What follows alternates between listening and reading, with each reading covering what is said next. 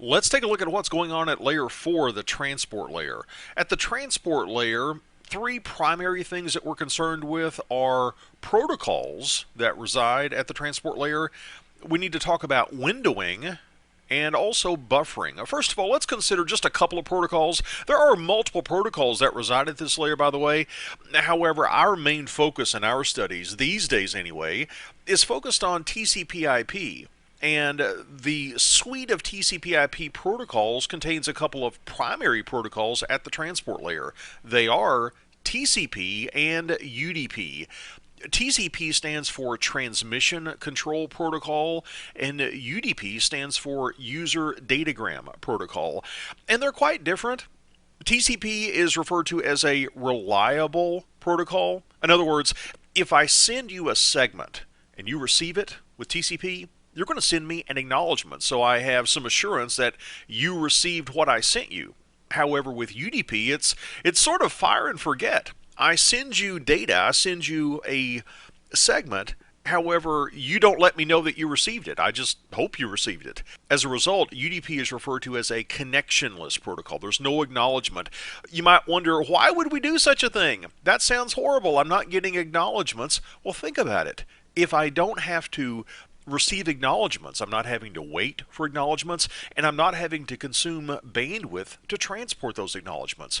UDP has significantly lower overhead than TCP, and that's appropriate for some types of transmissions. For example, I teach a lot of voice over IP courses, and in the voice over IP courses, we talk about UDP being used to carry voice. Voice packets are carried via UDP. By the way, they're carried inside of another layer 4 protocol called RTP, the real-time transport protocol. There's an RTP payload containing the voice, and it gets encapsulated. It gets wrapped up in another layer 4 protocol. It gets wrapped up inside of UDP. And the reason I bring it up is, think about it. If I send a bunch of voice segments out on the network, and one gets dropped, would it make sense to retransmit that segment? No, probably not. I don't want these things to arrive out of order. I don't want excessive delay. If I drop one, oh well, I hope it doesn't sound too bad, but we just need to keep sending the segments as fast as we can. And as a result, UDP, along with RTP, makes a great layer 4 choice for something like voice over IP. Next, let's consider windowing. In fact, let's talk about something called a sliding window. This is something that TCP supports. Let me give you a graphic of what's going on here.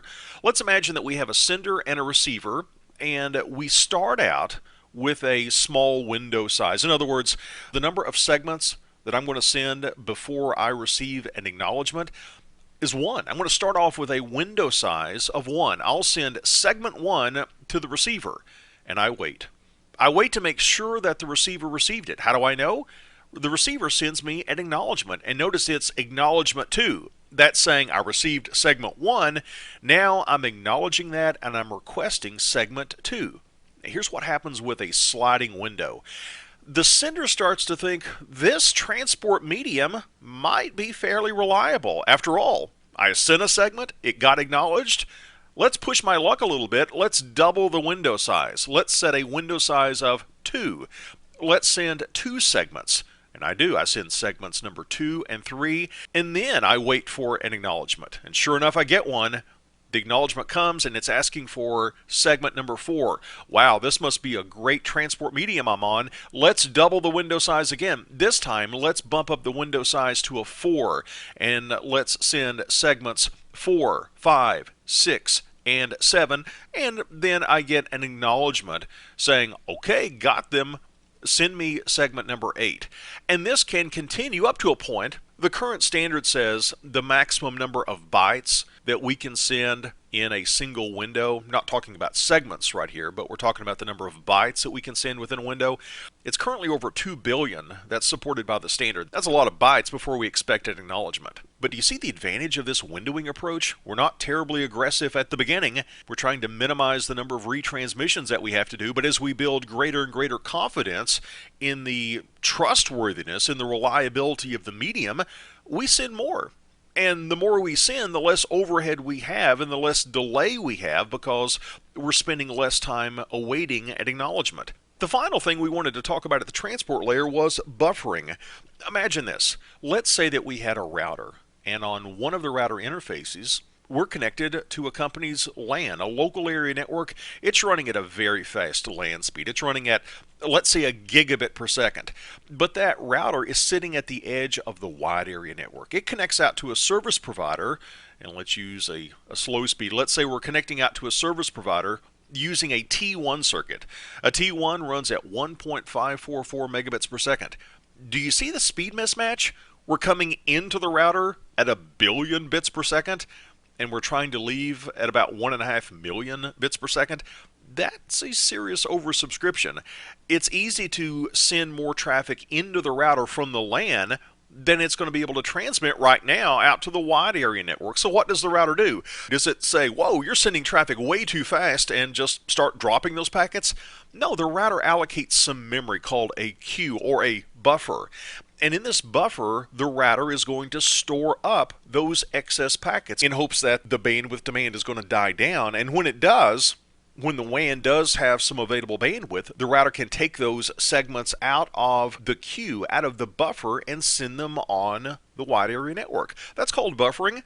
And by the way, if you get into a study of quality of service, you're going to see that there is really a science to how this buffering, how this queuing works.